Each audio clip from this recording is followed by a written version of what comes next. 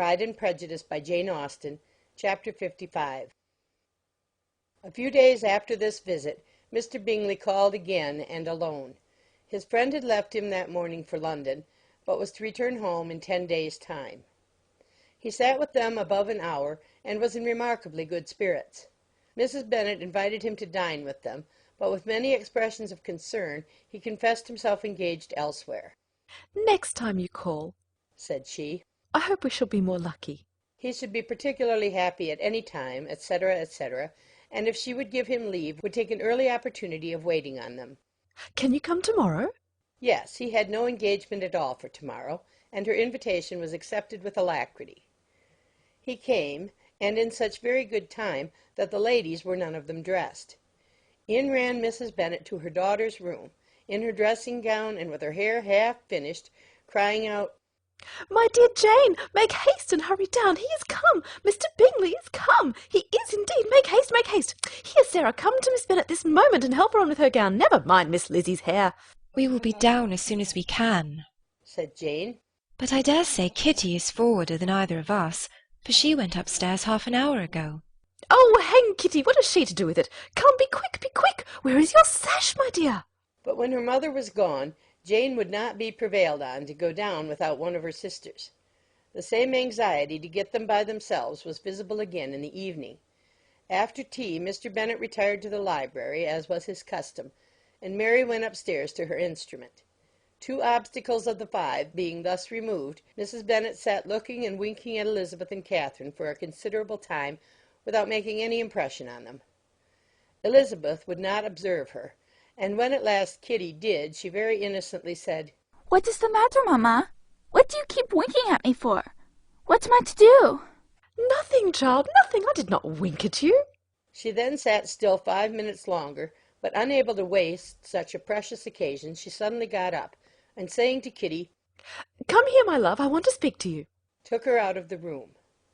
Jane instantly gave a look at Elizabeth which spoke her distress at such premeditation, and her entreaty that she would not give in to it. In a few minutes Mrs. Bennet half opened the door and called out, "Lizzie, my dear, I want to speak with you." Elizabeth was forced to go. "We may as well leave them by themselves, you know," said her mother as soon as she was in the hall. "Kitty and I are going upstairs to sit in my dressing-room." Elizabeth made no attempt to reason with her mother, but remained quietly in the hall till she and Kitty were out of sight, then returned into the drawing-room. Mrs. Bennet's schemes for this day were ineffectual. Bingley was everything that was charming, except the professed lover of her daughter. His ease and cheerfulness rendered him a most agreeable addition to their evening party, and he bore with the ill-judged officiousness of the mother, and heard all her silly remarks, with a forbearance and command of countenance particularly grateful to the daughter. He scarcely needed an invitation to stay supper, and before he went away an engagement was formed, chiefly through his own and Mrs. Bennet's means, for his coming next morning to shoot with her husband. After this day Jane said no more of her indifference. Not a word passed between the sisters concerning Bingley, but Elizabeth went to bed in the happy belief that all must speedily be concluded, unless Mr. Darcy returned within the stated time. Seriously, however, she felt tolerably persuaded that all this must have taken place with that gentleman's concurrence. Bingley was punctual to his appointment, and he and Mr. Bennet spent the morning together, as had been agreed on. The latter was much more agreeable than his companion expected. There was nothing of presumption or folly in Bingley that could provoke his ridicule or disgust him into silence, and he was more communicative and less eccentric than the other had ever seen him. Bingley, of course, returned with him to dinner, and in the evening Mrs. Bennet's invention was again at work to get everybody away from him and her daughter. Elizabeth, who had a letter to write, went into the breakfast-room for that purpose soon after tea, for as the others were all going to sit down to cards, she could not be wanted to counteract her mother's schemes. But on returning to the drawing-room, when her letter was finished, she saw, to her infinite surprise, there was reason to fear that her mother had been too ingenious for her. On opening the door, she perceived her sister and Bingley standing together over the hearth, as if engaged in earnest conversation, and had this led to no suspicion, the faces of both, as they hastily turned round and moved away from each other, would have told it all. Their situation was awkward enough, but hers, she thought, was still worse. Not a syllable was uttered by either, and Elizabeth was on the point of going away again when Bingley, who, as well as the other, had sat down, suddenly rose, and whispering a few words to her sister, ran out of the room. Jane could have no reserves from Elizabeth, where confidence would give pleasure, and instantly embracing her, acknowledged with the liveliest emotion that she was the happiest creature in the world. "'Tis too much," she added. "by far too much. I do not deserve it. Oh, why is not everybody as happy?" Elizabeth's congratulations were given with a sincerity, a warmth, a delight which words could but poorly express. Every sentence of kindness was a fresh source of happiness to Jane, but she would not allow herself to stay with her sister, or say half that remained to be said for the present. "I must go instantly to my mother," she cried. "I would not on any account trifle with her affectionate solicitude, or allow her to hear it from any one but myself. He is gone to my father already. Oh, Lizzie, to know that what I have to relate will give such pleasure to all my dear family. How shall I bear so much happiness?" She then hastened away to her mother, who had purposely broken up the card party, and was sitting upstairs with Kitty. Elizabeth, who was left by herself, now smiled at the rapidity and ease with which an affair was finally settled that had given them so many previous months of suspense and vexation. "And this," said she, "is the end of all his friends' anxious circumspection, of all his sister's falsehood and contrivance, the happiest, wisest, most reasonable end." In a few minutes she was joined by Bingley, whose conference with her father had been short and to the purpose. "Where is your sister?" said he hastily as he opened the door. "With my mother upstairs. She will be down in a moment, I dare say." He then shut the door, and coming up to her, claimed the good wishes and affection of a sister. Elizabeth honestly and heartily expressed her delight in the prospect of their relationship. They shook hands with great cordiality, and then, till her sister came down, she had to listen to all he had to say of his own happiness, and of Jane's perfections, and in spite of his being a lover, Elizabeth really believed all his expectations of felicity to be rationally founded, because they had for basis the excellent understanding and super-excellent disposition of Jane, and a general similarity of feeling and taste between her and himself. It was an evening of no common delight to them all. The satisfaction of Miss Bennet's mind gave a glow of such sweet animation to her face as made her look handsomer than ever. Kitty simpered and smiled, and hoped her turn was coming soon.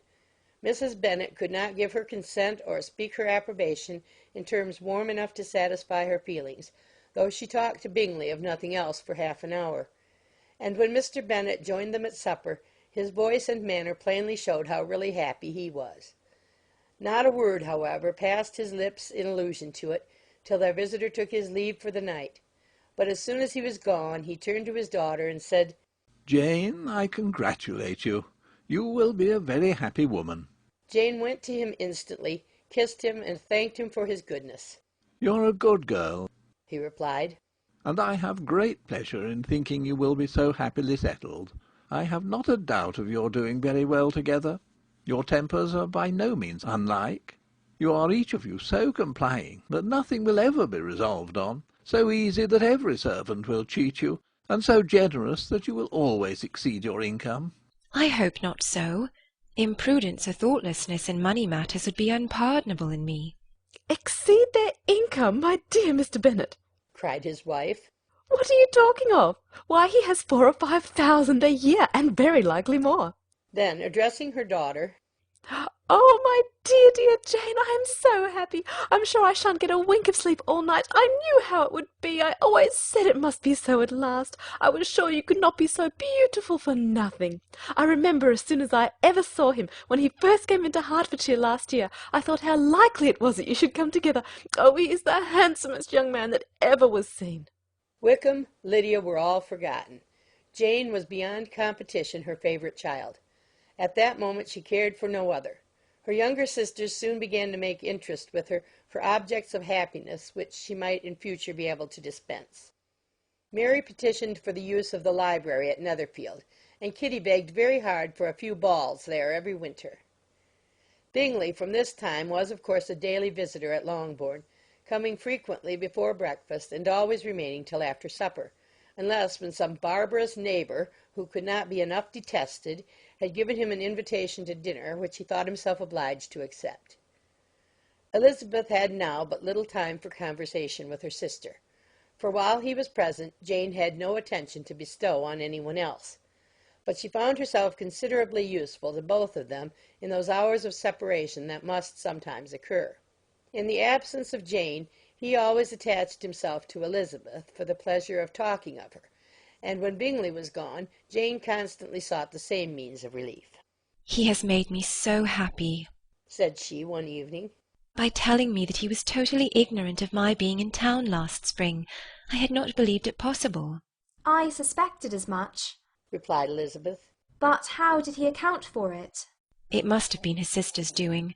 There were certainly no friends to his acquaintance with me, which I cannot wonder at, since he might have chosen so much more advantageously in many respects. But when they see, as I trust they will, that their brother is happy with me, they will learn to be contented, and we shall be on good terms again, though we can never be what we once were to each other." That is the most unforgiving speech, said Elizabeth, that I ever heard you utter. Good girl, it would vex me indeed to see you again the dupe of Miss Bingley's pretended regard. "Would you believe it, Lizzie, that when he went to town last November he really loved me, and nothing but a persuasion of my being indifferent would have prevented his coming down again?" He made a little mistake, to be sure, but it is to the credit of his modesty. This naturally introduced a panegyric from Jane on his diffidence, and the little value he put on his own good qualities. Elizabeth was pleased to find that he had not betrayed the interference of his friend, for, though Jane had the most generous and forgiving heart in the world, she knew it was a circumstance which must prejudice her against him. "I am certainly the most fortunate creature that ever existed," cried Jane. "Oh, Lizzie, why am I thus singled from my family and blessed above them all? If I could but see you as happy, if there were but such another man for you!" If you were to give me 40 such men, I never could be as happy as you.